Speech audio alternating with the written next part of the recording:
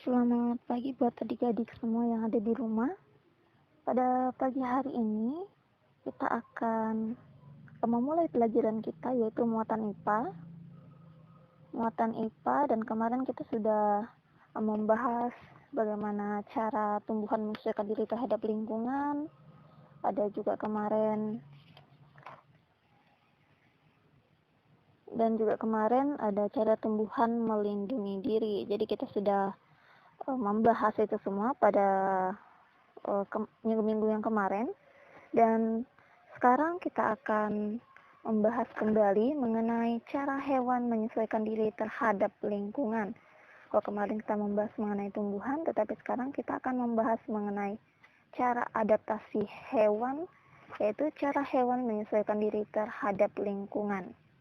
Nah, seperti juga sama halnya juga ya dengan tumbuhan, hewan juga bisa melakukan yang namanya penyesuaian diri atau adaptasi terhadap lingkungan atau habitat tempat tinggal hewan tersebut. Jadi, secara umum itu tujuan hewan melakukan penyesuaian diri adalah untuk mempertahankan hidup. Dan ada beberapa tujuan penyesuaian diri hewan terhadap lingkungannya. Kalau di buku pena kita halaman 104 ya.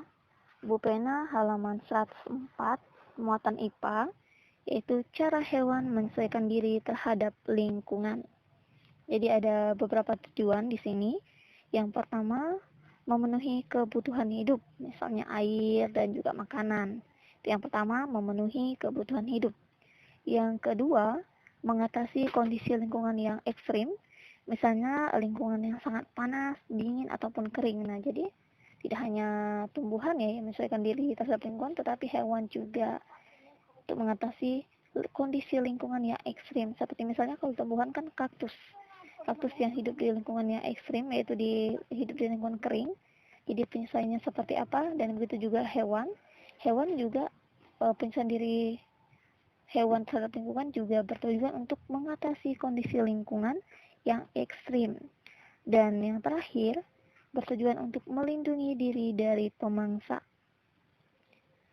Adaptasi hewan itu berkaitan dengan bentuk tubuh yang hewan itu miliki, itu untuk mencari mangsa ataupun makanan yang berhubungan dengan perlindungan diri dari sejumlah gangguan predator atau yang gangguan dari pemangsanya.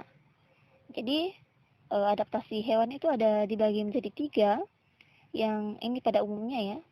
Adaptasi hewan itu dikelompokkan menjadi 3 macam. Yang pertama adaptasi morfologi, adaptasi fisiologi, dan adaptasi tingkah laku. Yang pertama adaptasi morfologi, adaptasi fisiologi, dan juga adaptasi tingkah laku. Adaptasi morfologi ini adalah bentuk ya. Morfologi artinya bentuk. Jadi adaptasi morfologi itu merupakan penyesuaian diri dari bentuk tubuh makhluk hidup ataupun bagian-bagian tubuh makhluk hidup pada lingkungan tempat tinggalnya. Nah, kalau kita lihat memang dari perbedaan jenis makanan yang tersedia di tiap lingkungan itu mengakibatkan hewan memiliki struktur tubuh yang berbeda-beda juga. Lingkungan kan berbeda kan, jenis-jenis makanan yang tersedia di tiap lingkungan itu berbeda, sehingga mengakibatkan hewan memiliki struktur tubuh yang berbeda-beda juga. Nah, contoh bagian tubuh yang digunakan untuk beradaptasi, misalnya seperti bentuk paruh, seperti juga bentuk kaki, bentuk ekor pada burung, bentuk kepala, dan lain sebagainya. Jadi bentuk-bentuk seperti itu memudahkan hewan untuk mencari ini ya, makanannya atau mangsanya. Jadi di sini ada beberapa contoh penyesuaian struktur atau alat tubuh hewan terhadap lingkungannya. Ini adaptasi morfologi. Hari ini kita memang membahas mengenai adaptasi morfologi. Adaptasi morfologi pada tumbuhan, yaitu penyesuaian struktur atau alat tubuh hewan terhadap lingkungannya. Kalau di buku pena kita, ini seperti struktur gigi. Nah, perbedaan struktur gigi itu dapat ditemukan pada jenis hewan baik karnivora, herbivora maupun omnivora, atau hewan karnivor, herbivor, dan omnivor. Pasti masih ingat ya, hewan karnivora ini apa? hewan herbivora ini apa dan hewan omnivora ini apa. Pasti masih ingat karena biasanya kita mempelajarinya di kelas 4, di kelas 5 itu sudah ada. Jadi kita hanya mengingatkan kembali mengenai hewan karnivora. Ini hewan yang seperti apa? Hewan karnivora ini adalah hewan pemakan daging.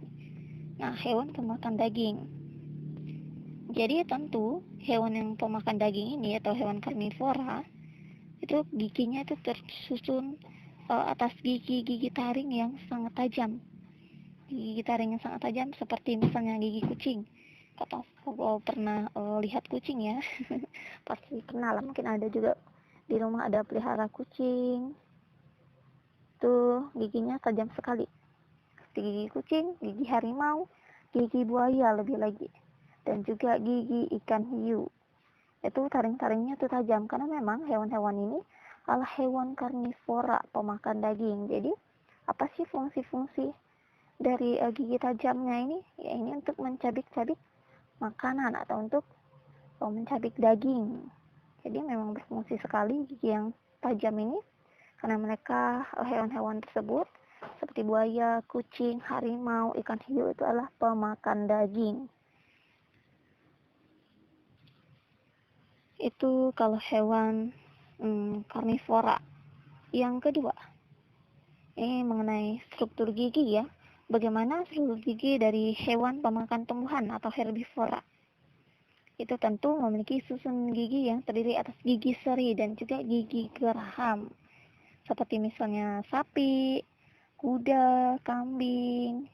Itu contoh-contoh hewan pemakan tumbuhan. Dan tentu masih banyak lagi ya hewan-hewan pemakan tumbuhan. Susunan giginya ya, dia terdiri atas gigi seri dan gigi geraham yang tidak terlalu tajam. Karena memang giginya berfungsi untuk mengunyah rumput. Itu kalau hewan herbivora. Jadi pemakan rumput dan juga pemamah biak ya. Atau gigi serinya berbentuk kapak untuk menjepit serta memotong makanan.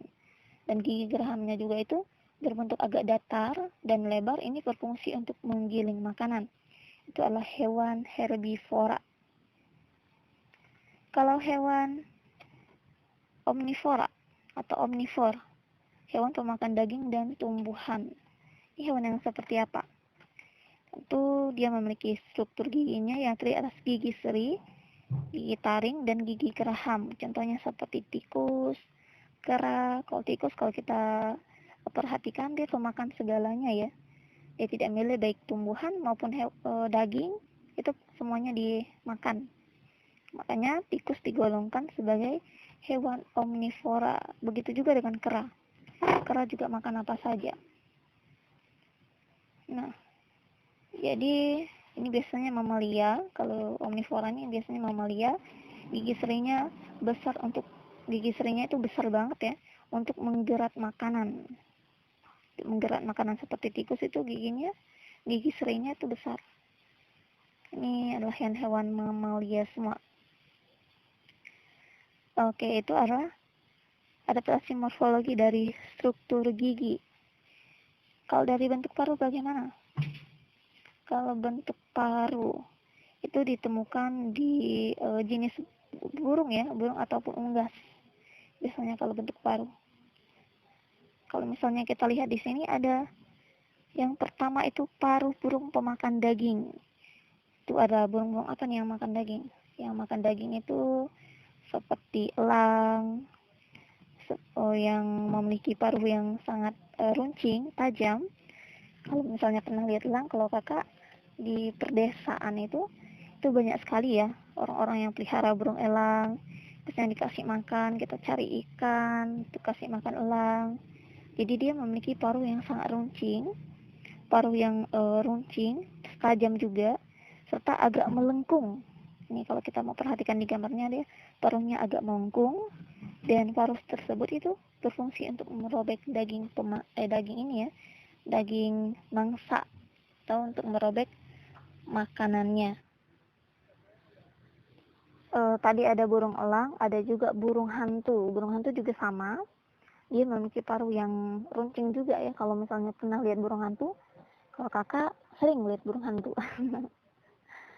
Oke, selanjutnya ada paruh burung pemakan madu atau nektar. Itu berbentuk kecil dan memanjang. Paruh burung pemakan madu itu ada burung apa? Seperti burung kolibri ya di sini contohnya ya. Burung kolibri ini burung yang seperti apa? Dia adalah pemakan madu, itu burung kolibri. Dia makan madu. Burung kolibri ini paruhnya itu bentuknya agak runcing, panjang juga, dan juga kecil. Jadi, kalau kita perhatikan burung kolibri ini memiliki paruh yang kecil. Ini berfungsi untuk menghisap nektar bunga ya, untuk mengambil madu bunga, madu pada bunga. Itu burung ini kolibri yang memiliki paruh yang panjang. Oke, itu bentuk paruh burung kolibri atau paruh burung pemakan madu. Kalau paruh burung pemakan ikan itu seperti apa?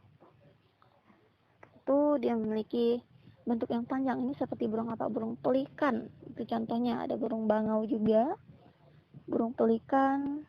Di sini kalau contohnya burung pelikan, dia burung ini bentuk paruhnya itu adalah agak panjang terus berkantong, yang digunakan untuk membawa ikan hasil tangkapannya. Jadi kalau kita perhatikan, ini memang panjang sekali paruhnya, dan paruh yang bagian bawahnya itu dia agak seperti melengkung ya, berkantong. Ini untuk membawa ikan hasil tangkapannya. Itu burung pelikan. Kalau paruh burung pemakan biji itu seperti apa? Bentuknya itu agak pendek, tebal, dan juga runcing karena digunakan untuk memecah biji-bijian. Seperti burung pipit dan juga burung kenari. Kalau burung pipit ini sering kakak lihat burung pipit, dia memang paruhnya itu pendek sekali, tapi tebal dan juga runcing. Ini untuk memecah biji-bijian. Yang selanjutnya paruh burung pemakan serangga. Paruh burung pemakan serangga seperti apa? Ini contohnya itu ada burung pelatuk. Burung pelatuk dia memiliki paruh runcing dan juga panjang paruhnya. Paruhnya runcing dan juga agak panjang karena digunakan untuk mematuk dan mengambil serangga yang ada di balik kulit kayu. Yang pemakannya makan serangga. Itu burung pelatuk. Yang terakhir ini paruh unggas pemakan cacing. Ini burung unggas nih makan cacing ya. Dia berbentuk agak lebar dan memiliki struktur seperti sisir di bagian pangkalnya. Jadi struktur tersebut itu berguna untuk menahan makanan yang licin agar tidak lepas dan juga menyaring makanan dari lumpur. Seperti tadi angsa, ini paruh unggas tadi ya, jenis unggas itu ada angsa, bebek. Itu dia memiliki struktur gigi seperti sisir di bagian pangkalnya. Ini untuk menahan makanan yang licin supaya tidak lepas. Jadi itulah cara hewan menyesuaikan diri terhadap lingkungan atau adaptasi morfologi, yaitu struktur gigi dan juga bentuk paruh. Oke, nanti minggu depan kita lanjut lagi mengenai adaptasi. Saya kan struktur gigi sama bentuk paruh. Nanti kita lanjutkan lagi bentuk kaki, bentuk bulut, dan juga lidah yang panjang dan lengket. Kita sampai di sini saja mengenai cara hewan menyesuaikan diri terhadap lingkungan. Ini adalah adaptasi morfologi.